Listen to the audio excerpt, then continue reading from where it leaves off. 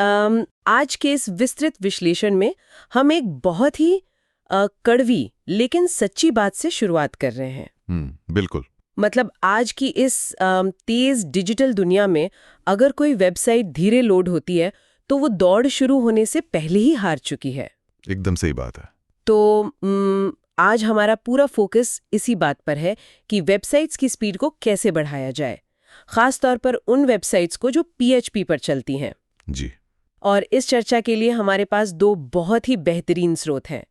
पहला है speed synergy, a master class in PHP performance optimisation, जो कि परफॉर्मेंस की काफी तकनीकी बारीकियों को समझाता है। बिल्कुल। और दूसरा स्रोत हमने लिया है the mechanics of digital engagement से।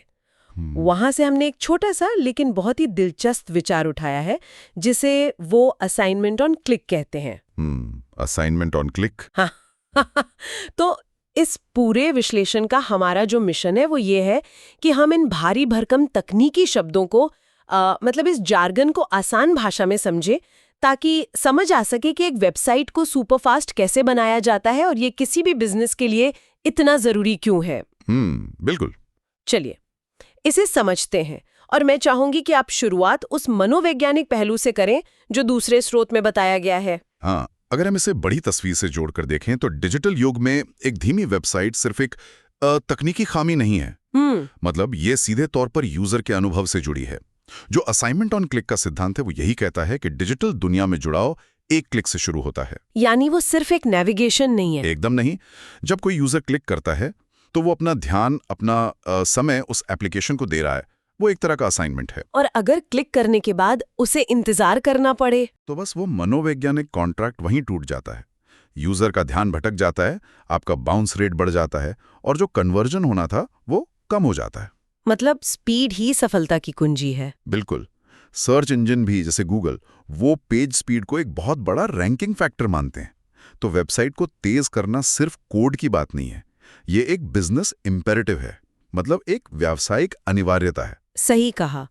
और जब हम इस बारे में सोचते हैं कि वेब का एक बहुत बड़ा हिस्सा आज भी PHP पर ही चलता है, तो ये समझना और भी जरूरी हो जाता है। जी। ई-कॉमर्स साइट्स हों या बड़े कंटेंट मैनेजमेंट सिस्टम, सब PHP इस्तेमाल करते हैं। तो जब हम स्पीड की बात करते हैं, यहाँ बात बहुत ही रोचक हो जाती है, क्योंकि स्रोत में सबसे पहले जिस चीज का जिक्र है वो है कैशिंग। कैशिंग, हाँ। मैं इसे एक रोजमर्रा के उदाहरण से समझाना चाहूंगी। जैसे मान लीजिए एक शेफ है, अगर उसे हर बार सब्जी बनानी हो और वो हर बार खेत से जाकर सब्जी तोड़कर लाए तो बहुत टाइम लगेगा। बहुत ज्यादा टाइम लगेगा। इसके बजाय वो कटी हुई सब्जियां अपने पास किचन में तैयार रखता है। कैशिंग भी तो बिल्कुल यही है ना। आपने बहुत ही सटीक उदाहरण दिया है। कैशिंग बिल्कुल यही है। और स्पीड सिनर्जी में 3 तरह की कैशिंग बताई गई हैं जो PHP के लिए गेम चेंजर हैं। सबसे पहली कौन सी है? सबसे पहली और सबसे जरूरी है ऑपकोड कैशिंग। ऑपकोड कैशिंग ये कैसे काम करती है? देखिए, PHP एक इंटरप्रेटेड भाषा है, तो जब भी कोई रिक्वेस्ट आती है सर्वर को पहले PHP स्क्रिप्ट को पढ़ना पड़ता है, फिर उसे पार्स करना पड़ता है और तब जाकर वो एक मशीन के पढ़ने लायक कोड में बदलती है, जिसे ऑपकोड कहते हैं। बिल्कुल। अब अगर भारी ट्रैफिक है और सर्वर हर बार यही काम कर रहा है तो CPU पर बहुत लोड पड़ता है। तो यहाँ OP कैश टूल का रोल आता है। जी।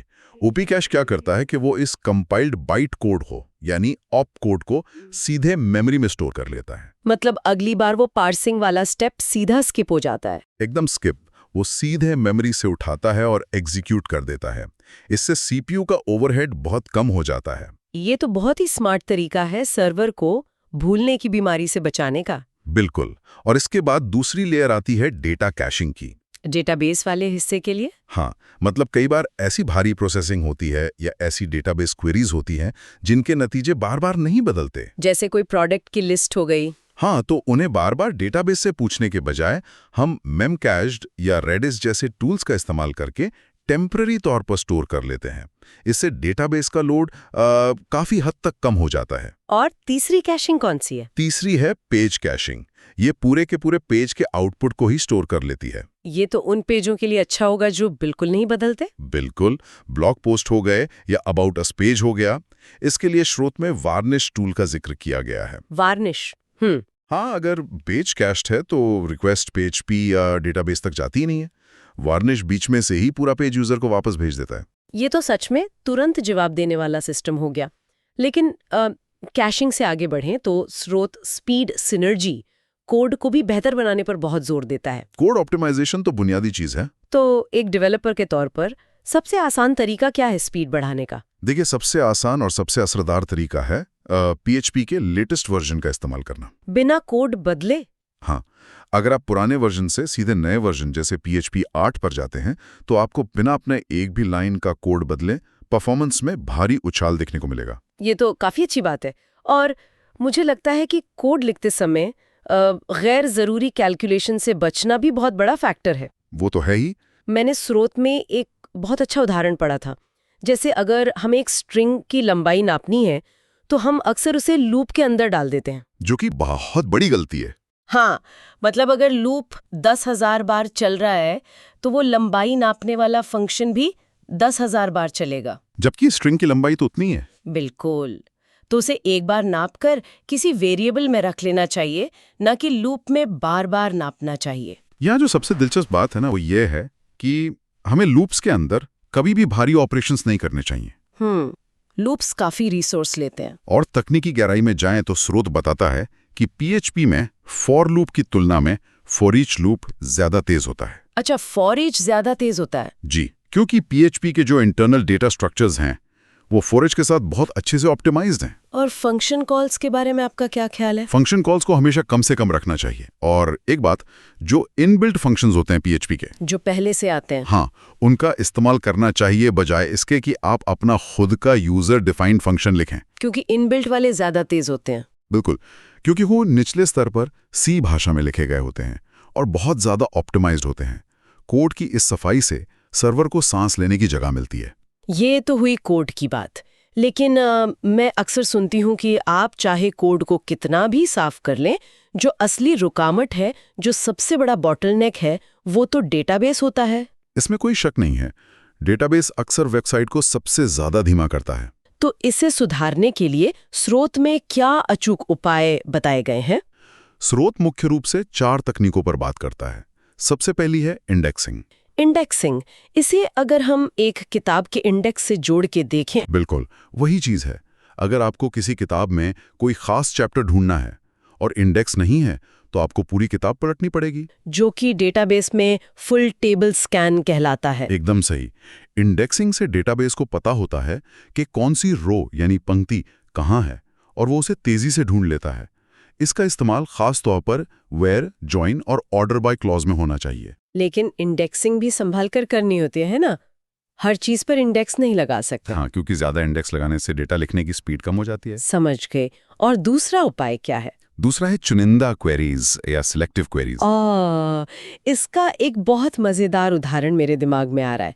जैसे हम किसी रेस्टोरेंट में जाते हैं तो हम सिर्फ वही डिश ऑर्डर करते हैं जो हमें खानी होती है। हाँ, पूरा मेन्यू तो ऑर्डर नहीं करते। बिल्कुल वैसे ही डेवलपर्स को डेटाबेस से सिलेक्ट करके सब कुछ नहीं मांगना चाहिए। एकदम सही कहा आपने।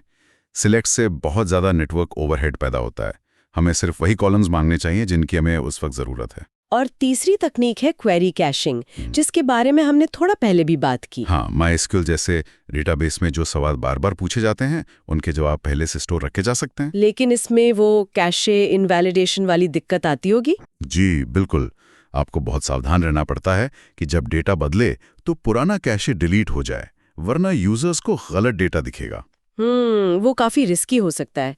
और चौथा उपाय जो स्रोत में है वो थोड़ा सा जटिल लगा मुझे, नॉर्मलाइजेशन और डीनॉर्मलाइजेशन। या डेटाबेस डिजाइन का एक बहुत बड़ा हिस्सा है। देखिए, नॉर्मलाइजेशन का मतलब है डेटा को अलग अलग टेबल्स में बांटना ताकि कोई डेटा दोहराया ना जाए। मतलब डेटा साफ सुथरा रहे। हाँ, लेकिन जब स्पीड की बात आती है तो डेटा को अलग अलग टेबल से एक साथ लाने के लिए बहुत सारे जॉइन ऑपरेशंस करने पड़ते हैं। और जॉइन ऑपरेशंस बहुत धीमे होते हैं। बिल्कुल। इसलिए कभी कभी स्पीड के लिए हम जानबूझकर डेटा को डीनॉर्मलाइज करते हैं, यानी थोड़ा डेटा रिपीट करते हैं ताकि जटिल क्वेरीज से बचा जा सके और डेटा तुरंत मिल जाए। मतलब किताबी नियमों को थोड़ा मोड़ना पड़ता है परफॉर्मेंस के लिए। बिल्कुल, ये एक ट्रेड ऑफ है। चलिए, तो हमने कैशिंग देख ली, कोड साफ कर लिया, डेटाबेस को भी इंडेक्स कर दिया। अब मैं सर्वर के उस इंजन रूम की तरफ रुख करना चाहूंगी। Server site configuration. हाँ, बैकएंड का माहौल कैसे स्पीड बढ़ा सकता है, क्योंकि अगर सर्वर ही ठीक से सेट नहीं है तो बाकी सारी चीजें बेकार है। आपने बिल्कुल सही नब्ज पकड़ी है। सबसे पहले तो वेब सर्वर का चुनाव आता है, जैसे अपाचे या एनजिन-एक्स। जी, आज के समय में हाई परफॉर्मेंस के लिए एनजिन-एक्स को बहुत पसंद किया जाता है। या फिर अगर अपाचे इस्तेमाल कर रहे हैं तो उसे बहुत ही अच्छे से सेट किया होना चाहिए। मैंने HTTP2 के बारे में भी बहुत सुना है। वो तो एक गेम चेंजर है। HTTP2 को इनेबल करने से लेटेंसी बहुत कम हो जाती है, क्योंकि ये एक ही कनेक्शन पर कई फाइल्स एक साथ भेज सकता है। हाँ, और अगर यूजर सर्वर से बहुत दूर बैठा हो, मान लीजिए सर्वर दिल्ली में है और यूजर अमेरिका में है, तो वहाँ CDN यानी कंटेंट डिलीवरी नेटवर्क का काम शुरू होता है। CDN कैसे मदद करता है? भौगोलिक स्थान के एकदम करीब। हाँ, तो अमेरिका वाले यूजर को डेटा दिल्ली से नहीं बल्कि अमेरिका के ही किसी लोकल सर्वर से मिल जाता है। इससे साइट बहुत जल्दी लोड होती है। ये तो जबरदस्त तकनीक है।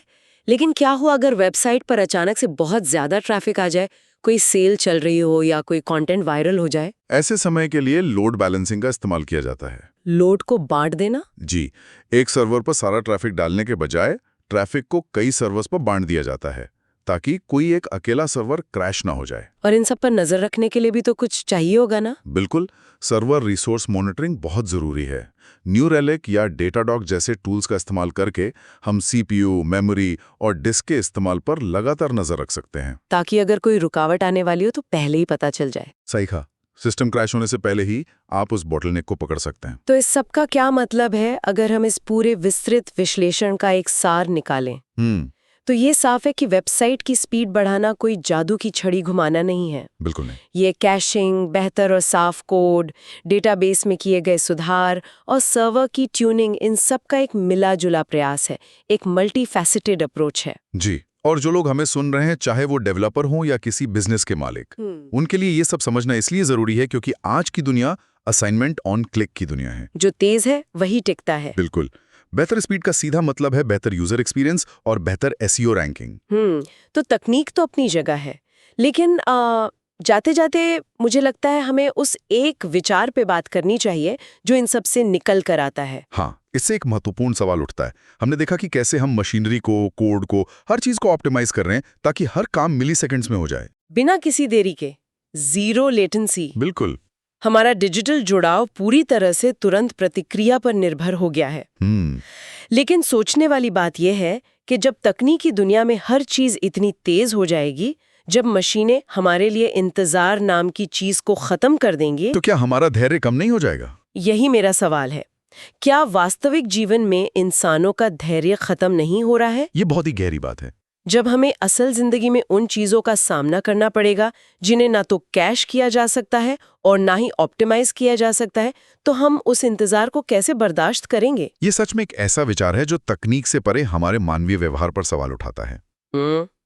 और मैं चाहूंगी कि जो भी लोग आज का ये विश्लेषण सुन रहे हैं वो इस सवाल पर गहराई से सोचें। बिल्कुल सोचना चाहिए। इसी गहरे विचार के साथ हम आज की इस चर्चा को यहीं रोकते हैं। एक बहुत ही शानदार चर्चा रही। शुक्रिया।